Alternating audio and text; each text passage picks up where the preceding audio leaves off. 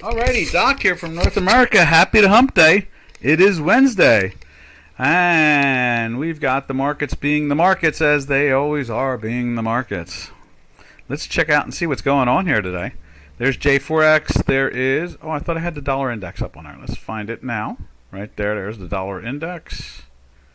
Where are you? Dollar index. Dollar index. It just was slipping by yesterday. Oh, it's firm again today. And we have seen some of the products start to really turn into, into they're selling pairs and buying dollars, that type of thing. It's just like, that's the way it rolls, It's just a big old triangle, nothing more. That's all it really comes down to. Now, let me check the chat line. Let's see, right? Where is it at? There we are. All right. Let's load that up and see if we have some good sound. There's Robin. Hey, Robin. Meth 2000. We were going to look at the not Deutschmark, the DAX, the Zetra DAX. We're looking at the ETF. We'll check that out. Let's go over to that first. Let's see. Where are you? And there we go. Let's open her up over here.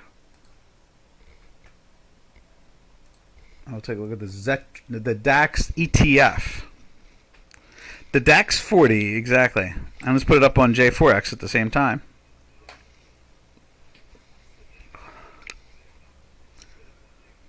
Let's see, right there. As we scroll down, I know it's around here somewhere. It says 40 on it. Maybe it's a little higher up.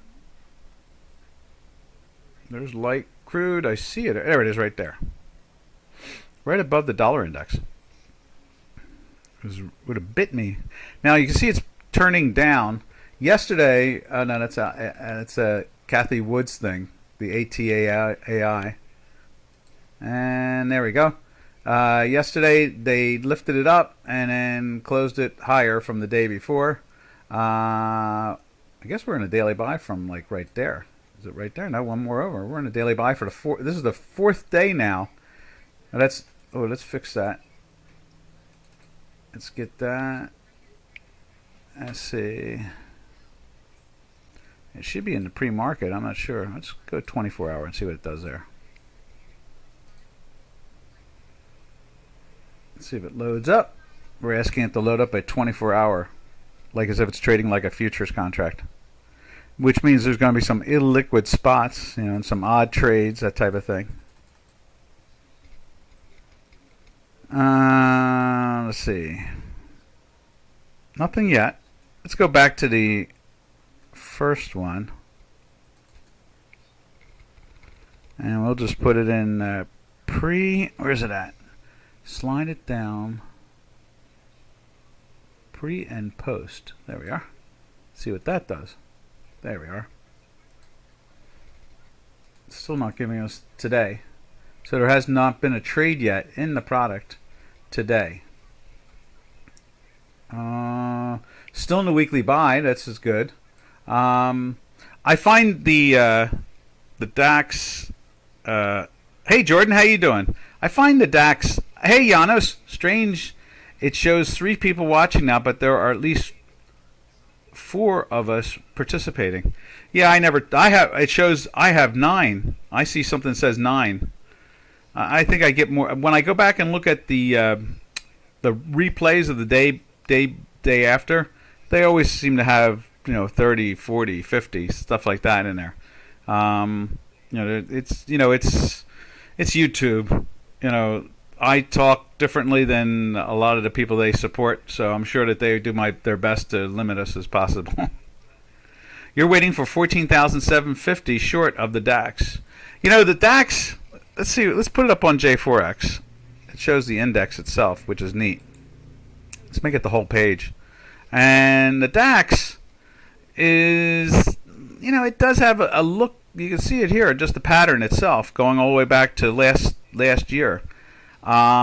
it really does have that characteristic that there's more buying going on. Now, when we go back to the crash of 2000, there's the crash of 2000 on a daily basis. That's the crash of 2000. You know, the Dow Jones went down about 33% over a 4-week period. To me, that's a crash.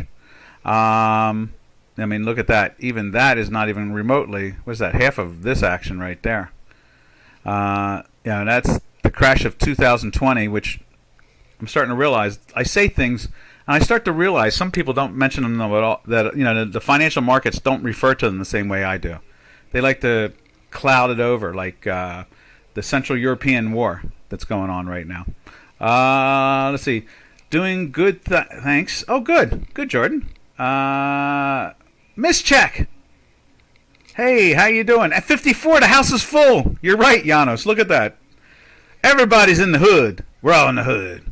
Doing good, thanks. All right. China opens and Germany trade a lot with China. Yeah, well, we don't need a broad audience. The aim of the project has been for years to get Dukascopy people trained and staying around, increasing the total volume of the bank. Exactly. That makes total sense. I see it. We'll go after Miss Check. We'll go after those two currencies in a sec. I'm going to put one of them on the screen over here, and then we'll move to it. I had some thought in my head. It disappeared. I guess I was talking about the amount of slide. Oh, it was what Metho 2000 said. Where was it? Let me read it again. The dollar, the German index. Oh, there, German trade with China. That's it. Let me just say this about that real quick, and then we're going to go take care of Mischeck and the New Zealand dollar and the New Zealand CAD. The European Union is the second largest economy in the world. Okay, I don't know why they keep on saying China is. China is probably like 4 or 5 or something like that. But they're definitely not number 2. They're not number 3. They're definitely not well, they could be number 4. They're probably 4 or 5, something like that. But without a doubt, the second largest economy in the world is the European Union. And it drives me crazy when I hear them say that every so often on the TV. It's like, it's on the financial channels and they go, and China, the second largest economy in the world. It's like, no, they're not the second largest economy in the world. So, yeah, there's a lot of trade that goes on. Is first if counted together. That's what I'm talking about. The European Union. And so the European Union is number 2. The United States is number 1. No, it's the other way around. We're about 24 trillion. And the European Union is a little less than 22 trillion. Very close. That's why the currency, the euro, trades 20-25% of the world volume every day. And the Chinese economy trades 2.5% of the world volume every day. So, I mean, it's just by numbers, if nothing else. Yeah, but it's very close, Janos. Well, let's put it this way. It's way more closer than the Chinese economy, who's probably, I'm figuring, really only like a 6 or 7 trillion dollar economy at best, maybe a 5. Germany individually is probably about the same size as China. It's about a $4.5 trillion economy. Germany itself, like we have our states, and like California's, got an economy of about 4 or 5 trillion, something like that too. So California probably is bigger than China.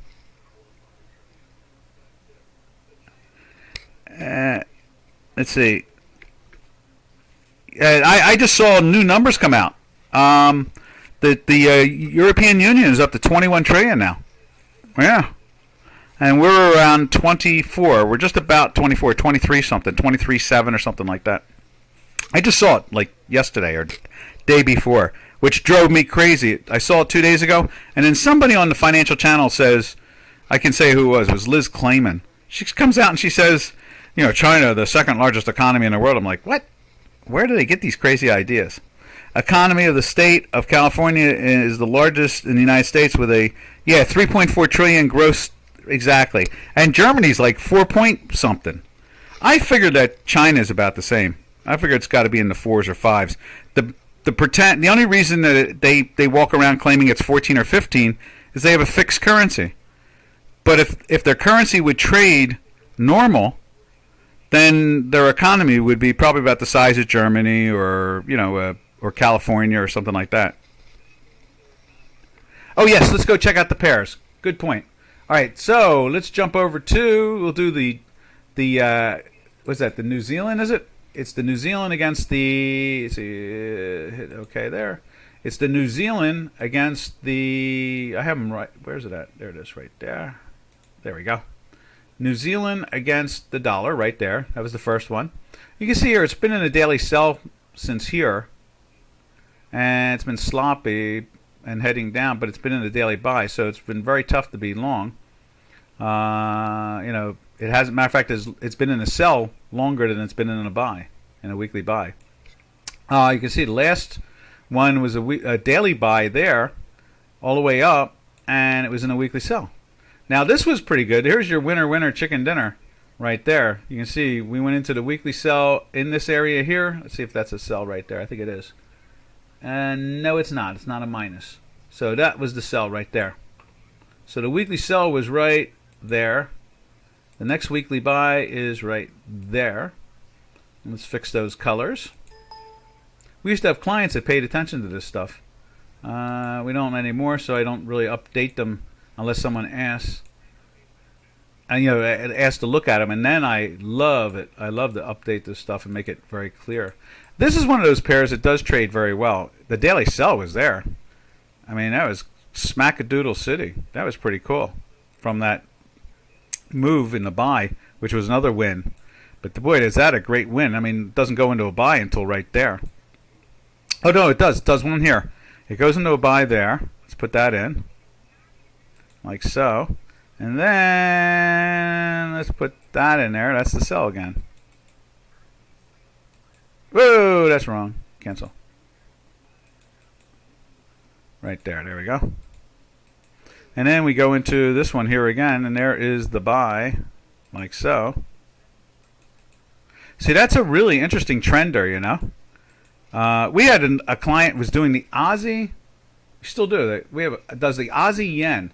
What a great trending product that is, I'll tell you. Somebody, remember Janos? Janash, I remember him saying, and I totally agreed with it, and that was that he said that about 3 or 4 years ago. He used to be a presenter here, and he was like, we were talking about the pairs and how the minor pairs of old have become really good trading products. Really good trading products, So, what do we got here? That's the New Zealand against the dollar. Really good pairs trade. Now let's take a look at the old loonie. We used to watch this loonie. We used to watch it all the time because it's an oil thing. Because it compares the two economies. They're both Commonwealths, and the New Zealand has no oil, and Canada does. And that used to be a really big oil trade people used to follow. Now you can see here it went into the weekly sell right there. Let's get that up. No, we communicate once in a while. He's on LinkedIn. Yeah. I think he's still living in Thailand. I'm not sure. He was living in that conclave where the Swiss live. There's this Swiss conclave about an hour and a half from Bangkok.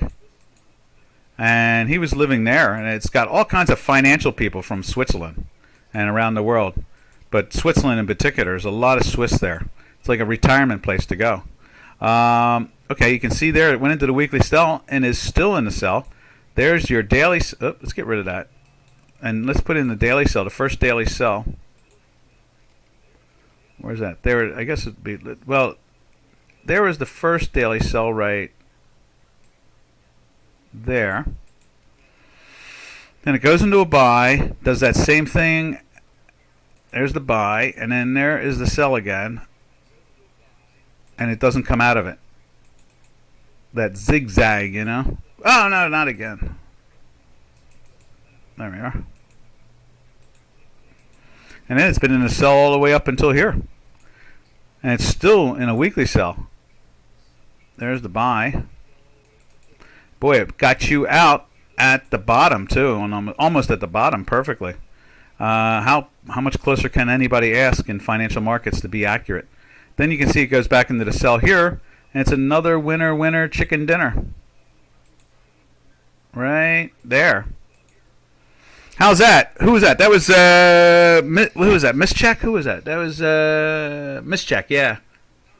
Boy, we haven't looked at these. I mean, I look at them every night. I do. I look at this one particular every night. Both of these every night. But we used to watch the New Zealand Canada, the loonie trade. That was really cool. Yeah, I'll tell you that conclave that he lives in sounds very interesting.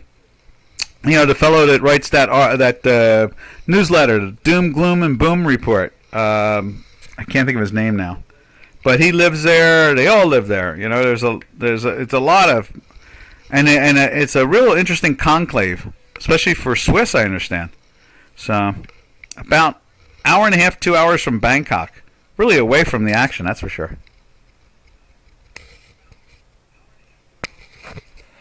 Interesting country to set up a home in, I would imagine.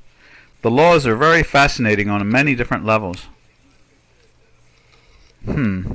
Anyway, that's the... let me save this, so if we go back to it again and you come in and ask Miss Check, we'll be able to throw it right up there. And let me do the other one too. Let me save that one also.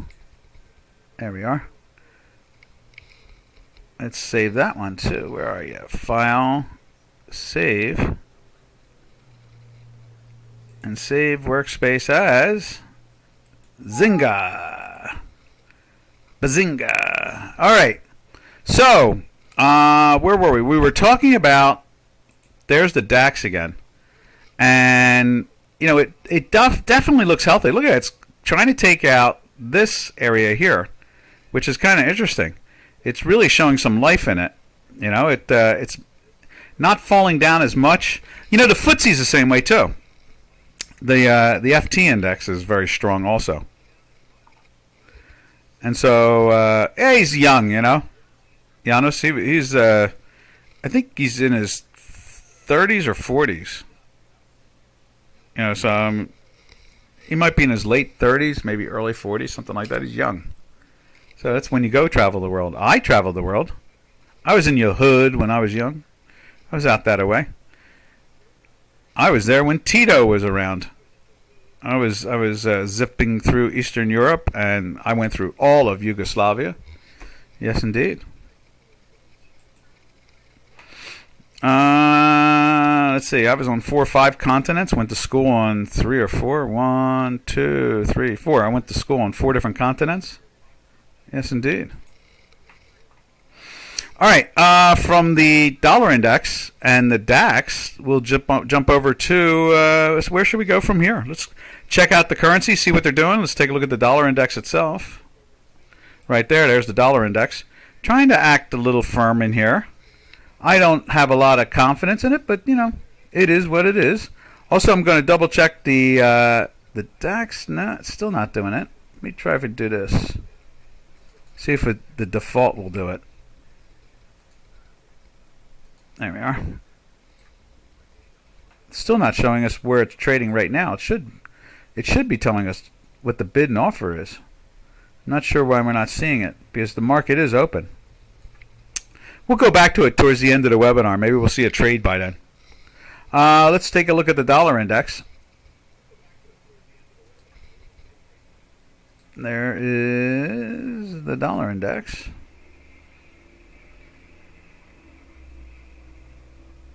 There it is. Yeah, the FTSE's been doing the same thing. It's been acting very firm, very solid. So some of these European indices are looking very firm compared to the U.S. ones. You can see the dollar index is trying to roll over. It is showing us a live trade. It's pretty much unchanged or up a little bit for the day. That's it right there. It's plus. Down off the highs.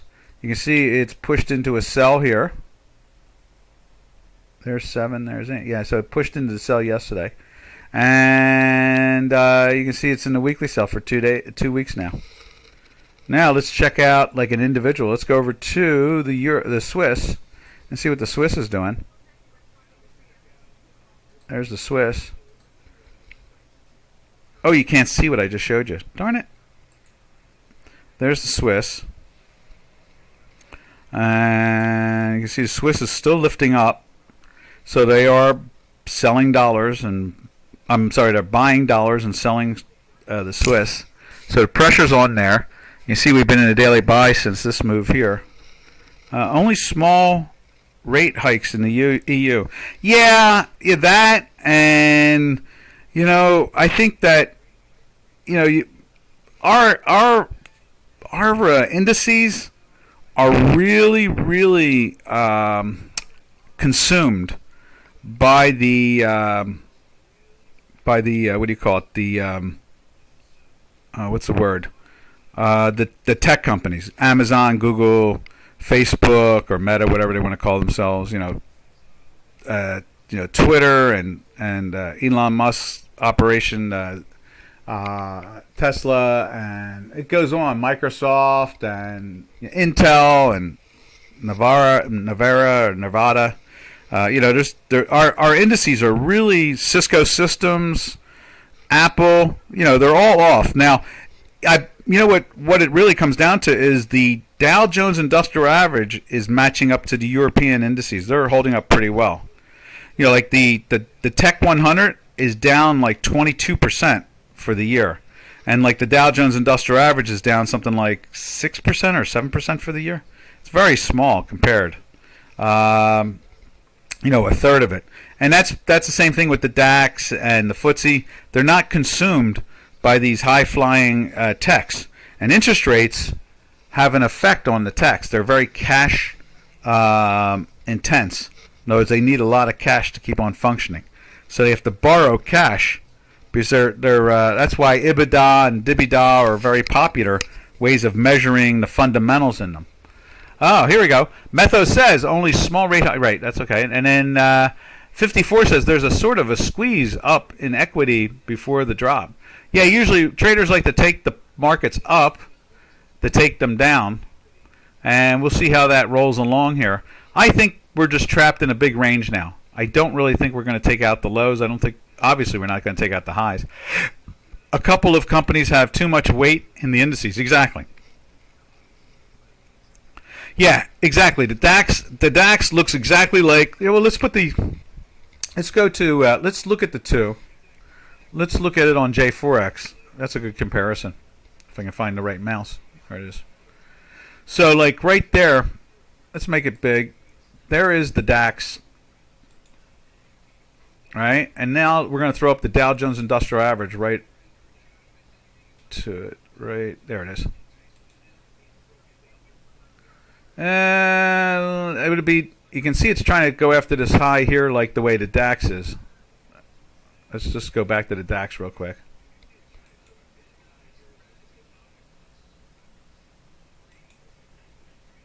I'm not sure if is that the same one? That is week 14. Okay, so let's go back there one more time. Week 14. Nah, it's still underperforming the DAX. The DAX is doing better, and so is the FTSE. I know that for a fact.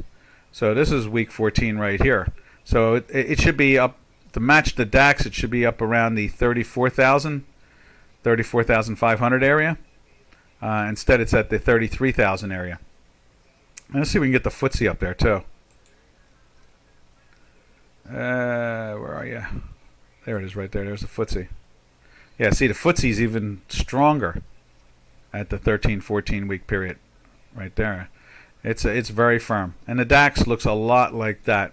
So they're less influenced by these tech companies that are interfering with the appreciation in value. Yeah, they're low tech.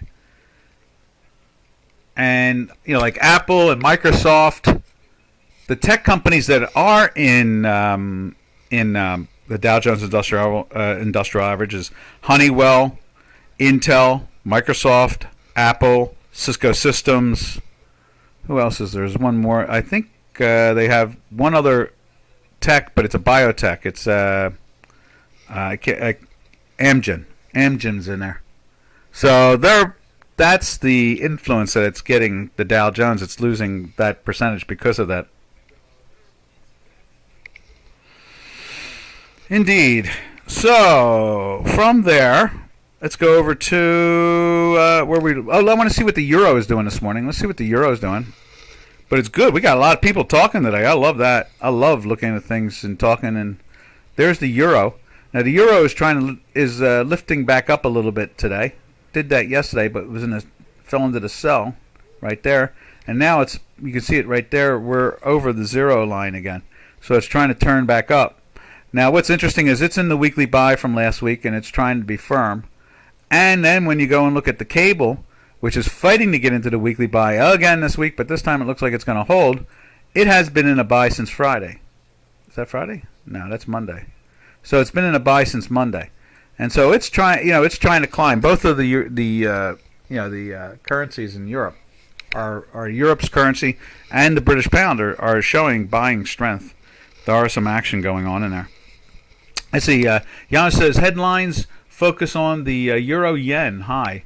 Let's see what it looks like. The euro yen. We have somebody that comes in every so often asking about that. Euro yen, euro zloty, euro cable, euro Turkish lira, euro Aussie. There it is, euro yen. Yeah, look at that. Now we've been in the daily buy since right there, because we had the red and green there, and the next day, telling us the volatility is coming. Yes, it did. And at the same time, we're in a weekly buy. So that's been another winner chicken dinner also. Put that in. We'll change the colors in a second or so. I think that moves over one. There it is, like that. It's that one right there. So yeah, it's been a winner chicken dinner.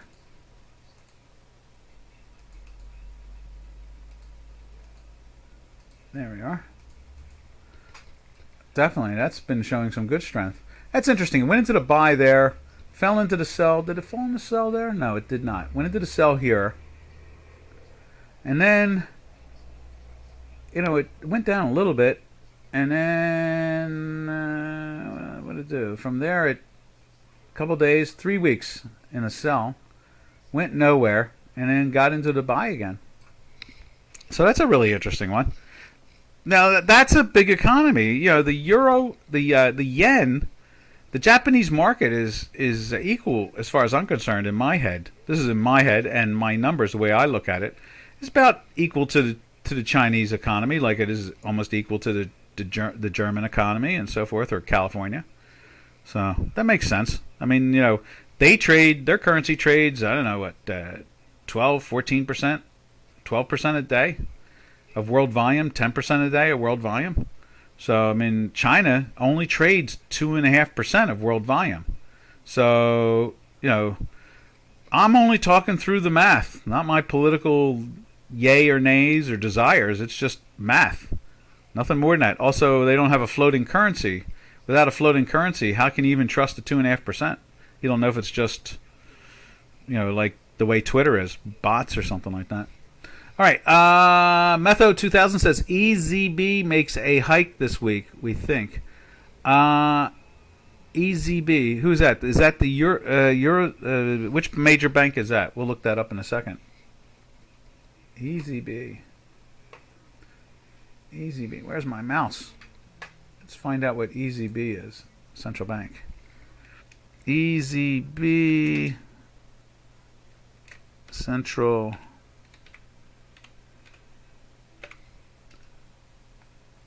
European Central Bank. Okay. ECB. Okay, there you go. The ECB, yeah.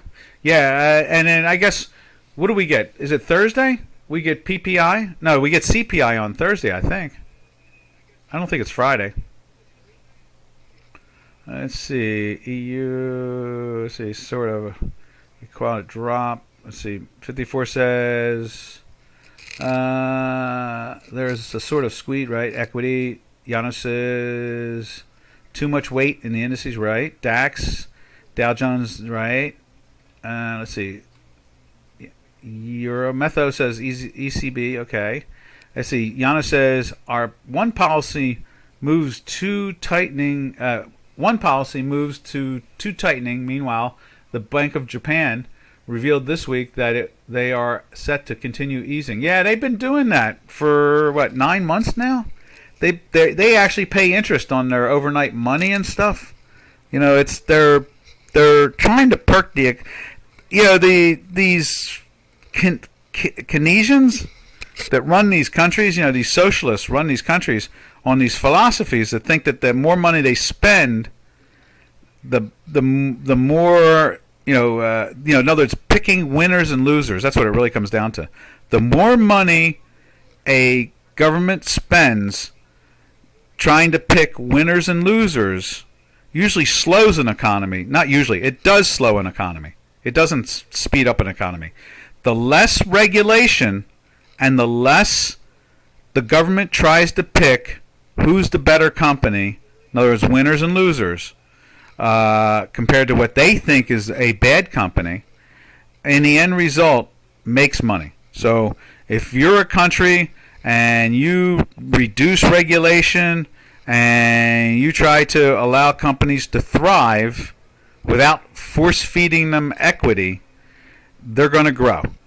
But if you try to force-feed them with printed money and you're choosing who's smart and who's stupid, that's a loser.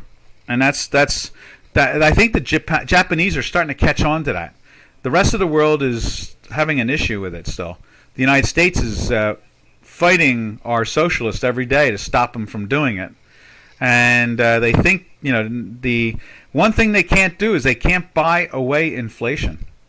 So now people are saying here in America, you're not probably hearing it, but a lot of people are saying, wow, they gave us $600 check, and then they gave us then a $1,200 check, and then some got another $600 check, and now we're paying, so that $2,400 that we got 2 years ago, over the last 2 years, now we're paying $5,400 a year, double that in gasoline and in food and in buying houses and cars and clothing. So in other words, with one hand the government gives you, and those who don't pay attention go, wow, this is great. But for the majority who have to go and live through it every day, they're realizing, ouch, maybe we would have been happier not to get those stupid checks and have a stable economy. Yeah, that's the whole thing. So yeah, that makes sense. I see Japan moving in that direction when they started paying money on the overnight rate. When they started doing that, or what they did is they went to zero on the overnight rate, and then they might have gone to a plus pay a rate on 3 month. I think that's how it worked out. And so that's really the answer, and that's what we're looking at. We see this and we realize, ouch, it doesn't work well. It hurts. It doesn't help. They've really buried us, So that's the problem, is that they've really buried the world economy, because picking winners and losers doesn't work. And it never does, and it never will. Because if you're in government, then the chances are that if you're only there for 2 or 4 years, it's okay. But if you're a person that's in there for like 30 and a bunch of years, decades, like the way that the main administration is now, where you have people that are always in government making decisions, well then, if they were really that smart, they wouldn't be in government. They'd be, in the private sector making buku money. They'd be doing that. That's a Vietnamese word meaning a lot. All right, USA 500. Let's see what the S&P looks like. Yeah, that's down about 12%, I believe, for the year. There it is, right there. And you see there, it's kind of bouncing into the red, and green, and red. It's down at its lows. Over on Chicago Quant, we've been in a buy for weeks now, I think, at this point. Where's it at? Right there? Yeah. We've been in a buy since the 21st. Green line stayed above the zero line. We're in a buy since then. We had a volatility signal yesterday. We're off a little bit today. We've been in a weekly buy since here. Almost got in there that week, but it failed. Let's see. Wasn't a weekly sell for that nice little slide. It was in a weekly sell for that little slide. So, and it was in a weekly sell for most of that slide. So that's been a good one. That's the S&P 500 is holding its ground, doing a pretty good job. Again, that is very intense when it comes to the tech. Remember, it's 50% of the companies in the 500. So 250 of them are domestic incorporated companies. They're American companies, and almost the other flip side of it is the other 250 are foreign incorporated companies. So the index is really a global index on many levels. Now that's a cap weighted like most of these other modern indexes are, but it is a global index. That's why all the hedge funds use it. So it's really the most actively traded index in the world. And so you can see the Dow, the stock indices today are feeling some pain. They're down. There's pressure on them, that type of thing, but nothing major. If the markets don't move more than 2.5% to 3%, I don't take that too serious. That to me, that's a big day. But if it's under 1%, it's just background noise. That's all that is. And unfortunately, the media likes to pretend like yesterday they were so excited. I was like, what is up with these people? The Dow's up only 250 points, and they're acting like as it's a mad rushing bull market. It's like exploded. They used the words explode. What was the other ones I was hearing on some of the financial channels? Rocketing up. It was up 0.75 of a percentage point. And they're referring to it like as if it's going to the moon. It's like, no. It's just an average day. An average day should be, like 0.75 of a percentage point, a half a percentage point. 1 percentage point's a very firm day. That type of thing, But it's not like, rocketing to the moon, I mean, it's not. It's just not. And it's a shame that they confuse the public. Remember yesterday I was saying that too. The Securities Exchange Commission wants to cut out brokers even more now on executing orders, and everybody's like, "What are they've wrecked the price discovery system, the Securities Exchange Commission, with the quantitative easing, no doubt, and because what they done, they allow black pools, they allow trades to go through illegally by the institutions." Now they want to cut out the brokers themselves, the brokerage houses like a Ducascopy or a Merrill Lynch or something like that. A Swiss bank. They want to cut out the brokers from making markets. They don't want to be able to execute orders with the public. So they want public to public, and so again that'll make the markets even thinner, make it harder. The whole thing. Every time you turn around, they come up with a bozo idea again. So let's see. Yano says, Metho 2000 said it's 60% of the MSCI world. Oh, is it? Yeah, that makes sense. Yeah, I mean it's the S&P 500 is truly the world index. It really is. It is the usual, the maniacs. The bear market type, open lower, rally during the day. Yeah, it's just an average trade. You know what it is the indices are so big now, they're so high that that when you get a 300 to 400 point day, they automatically relate to the crash of 1987 where it went down 500 points in a day. The index was trading at 1700 back then. Now the index is trading at 33,000. It's almost 20 times more, right? It's 20 times bigger. And so a 300-point move or a 500-point move is not that meaningful. But these media people who don't know any better think it is. And that's why they say strange things. Yeah, Janos has said it best. The media is basically pumping up the market. They're rewarded with connections and advertisements. But you know what? Bloomberg, CNBC, all these financial channels are losing money. Only Fox Business makes money because they have more accurate information. The others, their commercials are they barely can get any major commercials. It's really tough. Let's see. Yana says hedges have bought now. They are trying to get retail in. To some extent, yes. Funds do that, but you know who used to do that? Really, it wasn't the hedge funds. The hedge funds are terrified every day, trying to just beat the S&P. You know who really did that? It was the market brokers and specialists, the locals. They're the ones that did that, not the hedge funds. The hedge funds, I mean, you have a Citadel or something like that, but then you know what? When they make big moves, they do it in black pools. They do it on what is considered illegal that the Securities Exchange Commission allows for them to do.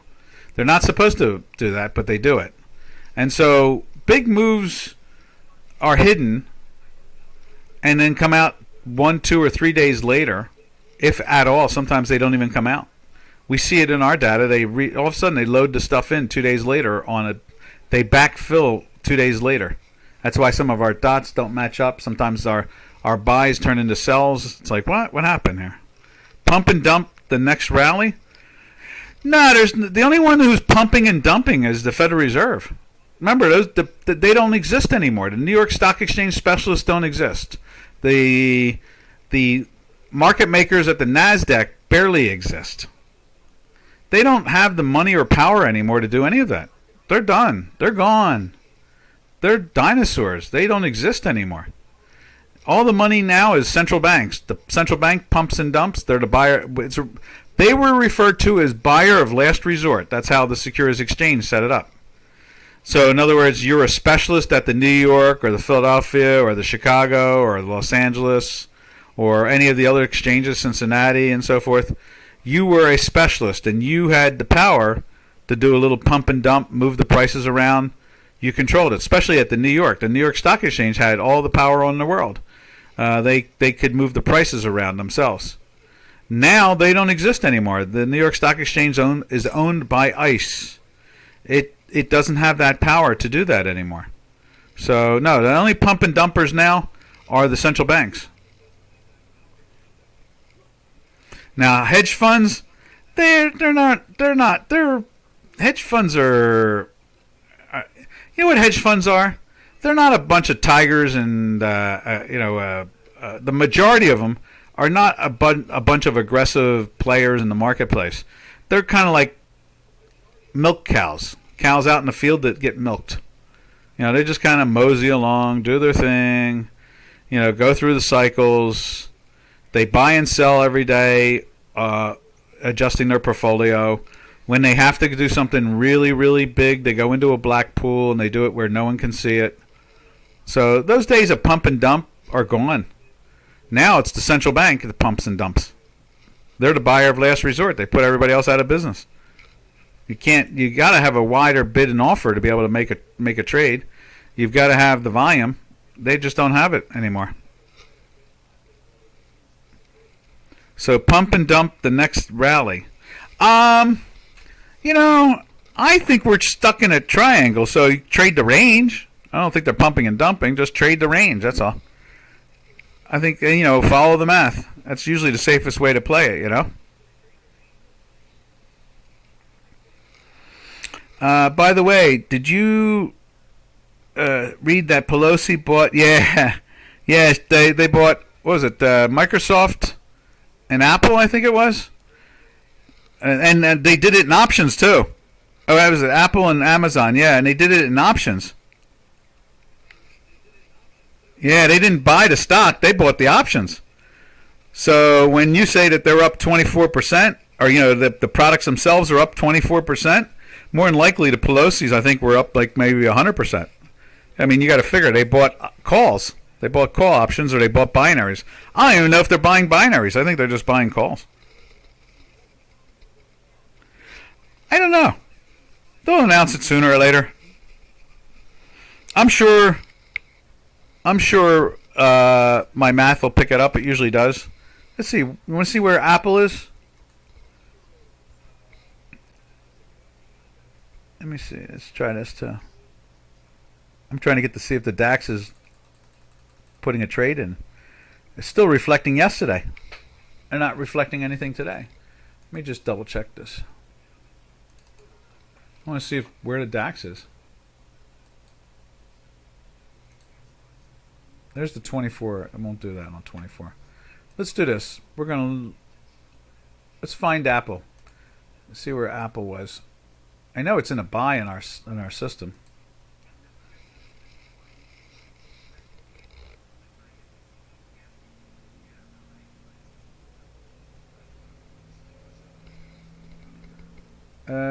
There is Tesla. That caught the bottom. Our math caught the bottom there. Let's see. There's Apple. Our math caught the bottom basically there. There's the low where they're buying their options. We went into a daily buy right there. It's still in a weekly sell though. So this is not a big move going on at the moment. They can't get the weeklies to get going. Amazon, same thing. There's the low of almost 100, right? And we went into the buy the next day. And our math caught that. So, oh, you can't see that. Let me do that again. So there's Amazon. See, it went into bought it there, literally at the low. Just a day after the low. Apple, same way, right there. There's the low. We went into the buy right there. Maybe they're subscribing to our. Hey, Robin, does Pelosi's husband subscribe to us? There's Tesla, did the same thing too. The low right there. We went into the buy right there. Maybe they subscribe to me. If so, cut off their subscription.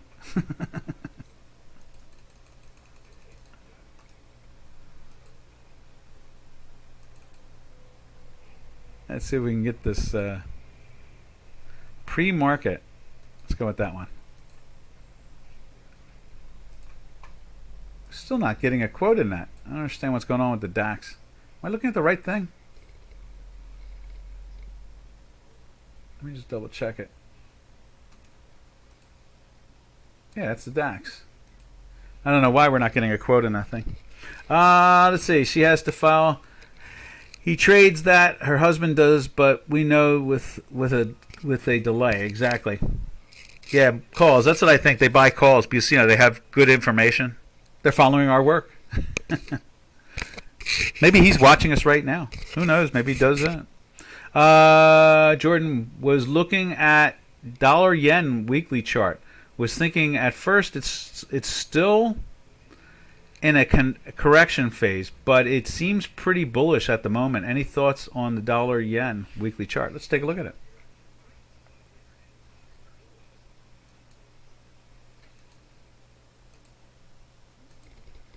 Yeah, I went into the weekly buy last week. It's been in a daily buy since almost the lows of this sell-off. Remember, we went into the we went into the buy. Let's move this over a little bit. We went into the buy down at 115. We went into a weekly buy there after a 1 week, was it? 1 week in a weekly sell. Went into a daily buy, and the daily buy lasted to here. Then went back into a daily buy again. 2 winner chicken dinners, and then it got up to here, and that's when the chicken dinners stopped coming. We were still in the weekly buy all the way over to here. Went into the daily sell and stayed in the daily sell all the way to here because we had a red and green, so that wasn't a buy.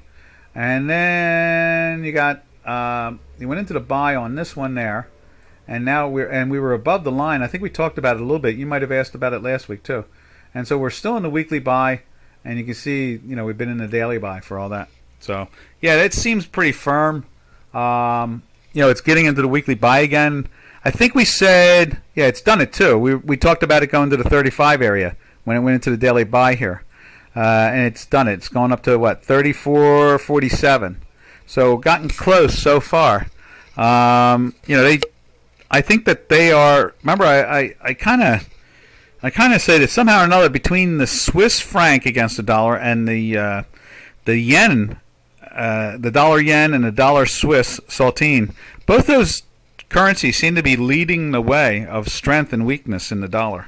It seems like that a lot. So yeah, it's been acting pretty well there. I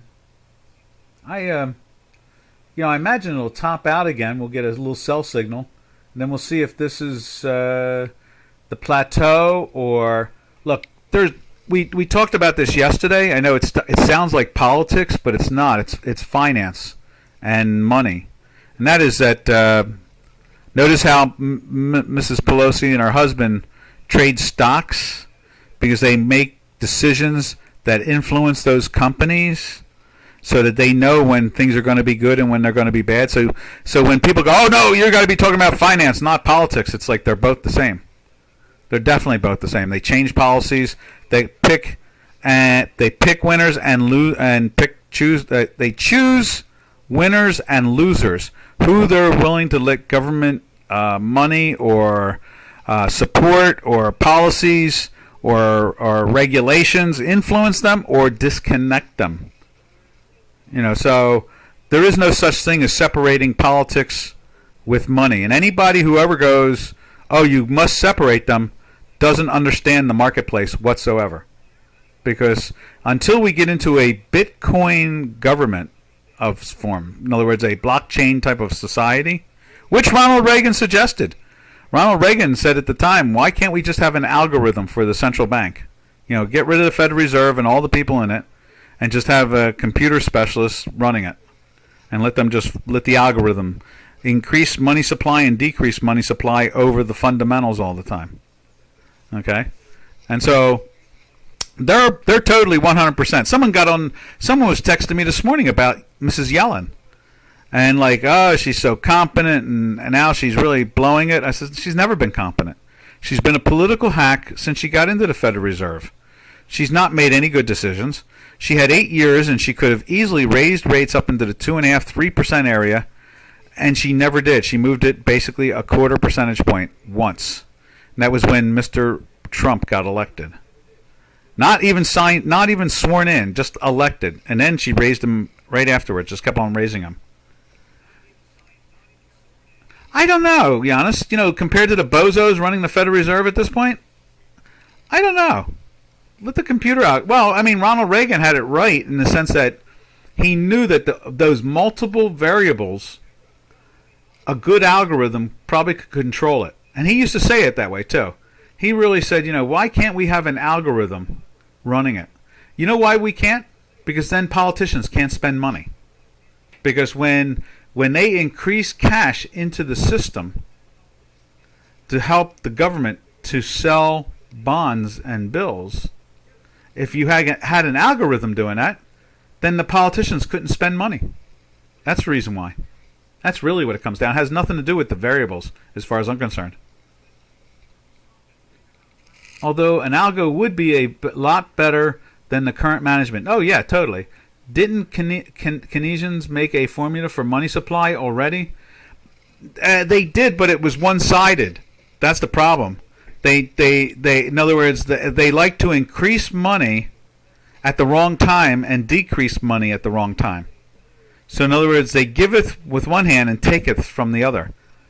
And so it's instead of ebb and flowing the same money in and out at different times. In other words, we talked about it yesterday, how a hedge fund works. Mainly almost all hedge funds, this is pretty much the majority of all hedge funds. I'm talking about like 80, 90% of them. The way they run their money every day is they have a portfolio, say, of 30 stocks, depending on the size of their company. Okay, for every about $2 billion, they will have on average about 25 stocks they trade for every $2 billion. Okay, and so if a fund has like $6 billion, more than likely they may be managing somewhere around, and it decreases as it gets bigger, but they may be managing 55 positions, 55 different companies, something like that. And so maybe 65, something around that area, around 20 some odd, 24 to about a $2 billion number.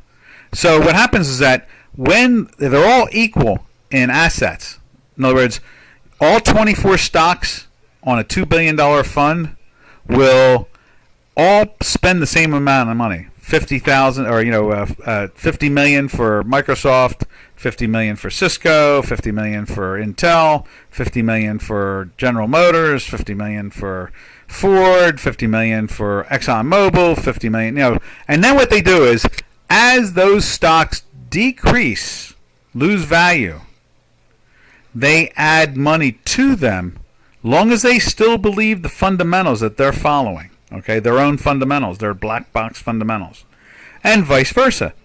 When they have, say, like ExxonMobil just hit $100 a share yesterday, and they might have bought that stock at, say, $50. Well, when it got beyond the 2 or 2.5% of the portfolio, whatever their magic number is, because it's a black box thing for them, they will liquidate some of it so that they have the same amount of dollar, the VWAP, the value of the price of the stock, equal to all the other stocks in the portfolio. So that's what creates the ebb and flow, the buying and the selling. Okay? So imagine what a Keynesian does is the opposite. They buy and then they'll buy again. So now they're a particular stock, instead of being 2.5% of the portfolio, could be 6% of the portfolio, and they'll go buy again, and now it's like 8% of the portfolio, not sell. See, they don't do it the right way.